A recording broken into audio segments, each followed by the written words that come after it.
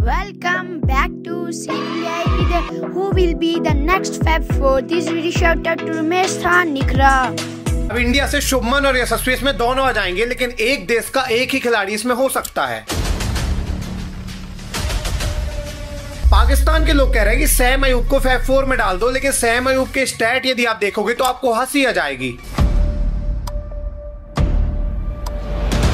ऐसे तो इसमें अफ्रीका के स्टाफ आ जाएंगे, न्यूजीलैंड से सचिन रविंद्र आ जाएंगे, तो इसमें डाला किस किस को जाए।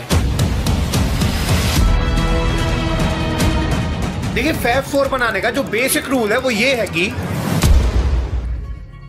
देखिए, बात है 2014 की, जब मार्टिन क्रू देखते हैं कि ऑस्ट्रेलिया के स्टीव स्मिथ, इंडिया के विराट कोहली, न्यूजीलैंड के केन विलियमसन और जो रूट इंग्लैंड से बहुत ज्यादा डोमिनेट कर रहे हैं। ये चारों अपने अपने देश से इस तरीके से डोमिनेट कर रहे हैं कि आने वाले टाइम में ये सारे रिकॉर्ड तोड़ देंगे और ये ऐसे रिकॉर्ड बना देंगे जो कभी नहीं टूट सकते हैं। इसीलिए इन्होंने चारों को मिला के एक नाम दिया और वो था फैब 4। अब फैब 4 का मतलब फैबुलस 4 था, मतलब 4 देश के 4 अलग अलग खिलाड़ी जो अपने देशों के लिए डोमिनेट कर रहे हैं। ये चारों को खेलने की टेक्निक अलग है, चारों का डोमिनेंस अलग तरीके से है, लेकिन एक चीज तय है कि ये चारों अपने देश के लेजेंडरी क्रिकेटर बनेंगे। वेल, स्टार्टिंग में जब इन्होंने फैब 4 नाम दिया था तो लोग कहने लगे थे कि ये क्या होता है फैब 4, इससे पहले भी तो इतने कमाल के प्लेयर आए हुए हैं, तो फैब 4 कुछ नहीं कर पाएंगे, ऐसा कोई ये रिकॉर्ड तोड़ नहीं देंगे। लेकिन ईयर चेंज होते हैं और 2014 के बाद 2015 और इसके बाद जब 2016 आता है तो ये चारों ऐसा डोमिनेंस दिखाते हैं कि लोग कहने लग जाते हैं कि हाँ भाई, ये चारों सारे रिकॉर्ड तोड़ देंगे और फैब 4 बहुत ज्यादा फेमस हो जाता है। 2016 के अंदर टेस्ट में इंग्लैंड के जो रूट 1477 रन बनाते हैं, जब इनका एवरेज 49.23 का था। इसी सेम ईयर विराट कोहली ने 1215 रन बनाए और इनका जो एवरेज था 75.93 का था। इसी सेम ईयर स्मिथ ने भी 1079 रन बनाए और इनका भी एवरेज 71.93 का था।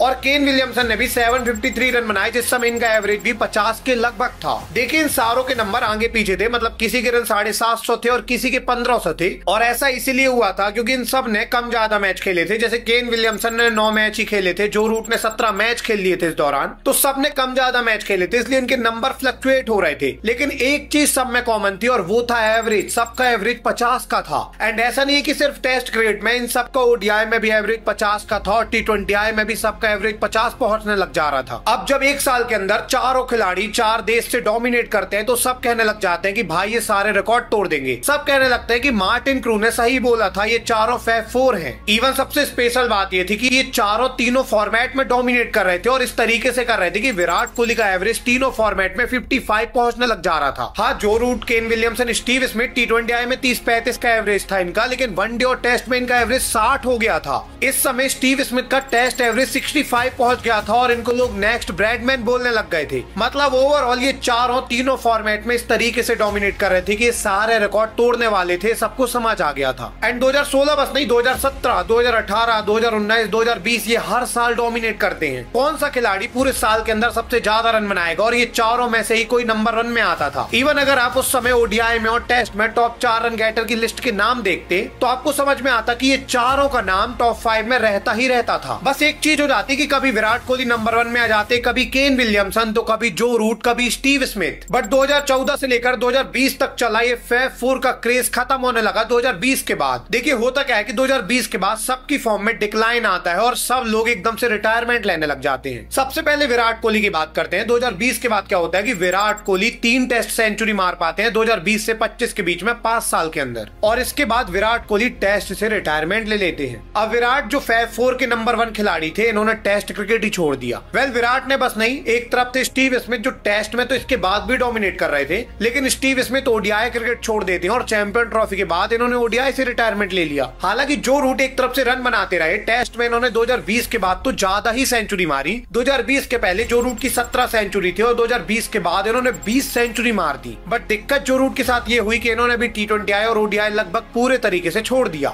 और केन विलियमसन धीरे धीरे तीनों फॉर्मेट खेल रहे हैं, लेकिन अभी भी वो भी रिटायरमेंट की तरफ हैं। तो मोटा मोटा आप कह सकते हैं कि 2025 तक ये फैब 4 एंड हो चुका है, क्योंकि किसी ने टेस्ट से रिटायरमेंट ले लिया तो किसी ने ओडीआई से। और जब बड़े बड़े फॉर्मेट से बैट्समैनों ने रिटायरमेंट लिया तो सबको समझ में आ गया कि यार ये फैब 4 तो एंड हो चुका है। बट अब सवाल यह है कि नया फैब 4 कौन होने वाला है। वेल, नए फैब 4 की जब भी बात आती है तो लोगों के अलग अलग ओपिनियन होते हैं, बट आज मैं आपको नंबर के साथ बताने वाला हूँ कि कौन से 4 खिलाड़ी नए फैब 4 की लिस्ट में आएंगे। देखिए, नए फैब 4 की लिस्ट की अगर हम बात करें तो नंबर 1 में शुभमन गिल का नाम आएगा। एंड शुभमन गिल का नाम इसमें क्यों आएगा? क्योंकि शुभमन से अच्छे करंट टाइम में किसी के भी नंबर नहीं है पूरे वर्ल्ड क्रिकेट में। ओडीआई क्रिकेट में शुभमन गिल का एवरेज 59 पहुंचने लग जा रहा है। इन्होंने 55 मैच खेल लिए और बहुत सारे रन बना दिए, 2700 से ज्यादा। साथ में शुभमन गिल ओडीआई के नंबर 1 बैट्समैन है। तो शुभमन गिल ओडीआई में तो इतना कमाल का खेल रहे हैं कि इनके जैसे पूरी दुनिया में कोई नहीं है। तो शुभमन गिल का नाम तो आना बनता ही है, लेकिन ओडीआई के साथ टेस्ट में भी इनका डोमिनेंस है। पहले टेस्ट के 32 मैच में 1893 रन बना के 35 का एवरेज था शुभमन गिल का,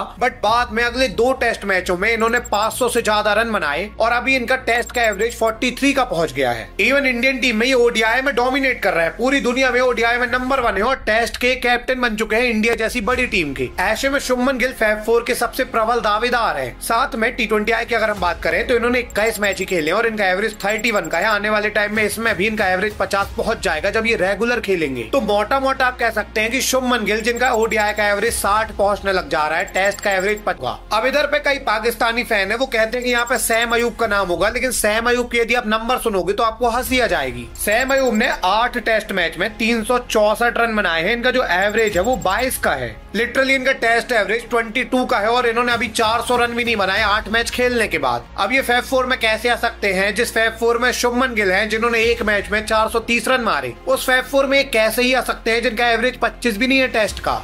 T20I क्रिकेट में तो इन्होंने 30 मैच खेल रखे हैं, फिर भी 547 रन बनाए हैं और इनका यहाँ भी एवरेज बहुत ज्यादा कम है। लिटरली यहाँ पे तो इनका एवरेज टेस्ट से भी कम है। T20I में इनका जो एवरेज है वो 21 का है। तो ऐसे में फैब 4 में बिल्कुल नहीं आ सकते क्योंकि 2 फॉर्मेट में ये बहुत ही ज्यादा नीचे हैं। हालांकि ओडीआई में इन्होंने जब से आए हैं डोमिनेट करके दिखाया है इन्होंने। ओडीआई के अंदर इनका एवरेज 64 का है, लेकिन ये अभी बहुत कम मैच खेले हैं। इन्होंने 10 मैच भी ओडीआई के नहीं खेले हैं और इनकी जो सेंचुरी भी आई है ये जिम्बाब्वे वगैरह के खिलाफ आई है। ऐसे में फैब 4 में बिल्कुल भी नहीं आ सकते क्योंकि 2 फॉर्मेट में बहुत ज्यादा नीचे और एक फॉर्मेट के अभी इन्होंने ज्यादा मैच ही नहीं खेले। वेल, कुछ लोग इसमें ट्रस्टिन स्टप का नाम लेते हैं और कुछ लोग ब्रेविस का लेते हैं, बट ऑनेस्टली अगर मैं आपको बताऊं तो अभी किसी को भी नहीं पता कि फैब 4 में नंबर 4 खिलाड़ी कौन होने वाला है। एक्चुअली में अभी पूरे वर्ल्ड क्रिकेट में ऐसा कोई खिलाड़ी आया ही नहीं है जो तीनों फॉर्मेट को डोमिनेट कर रहा हो और जिसका फैब 4 में नाम आंख बंद करके डाला जा सके। एंड देखिए, कोई खिलाड़ी अगर आता भी और फैब 4 में जुड़ भी जाता है, जो पहले फैब 4 थे उनको एक कभी रिप्लेस करके उनके आसपास भी नहीं जा पाएंगे क्योंकि पहला फैब 4 ही था।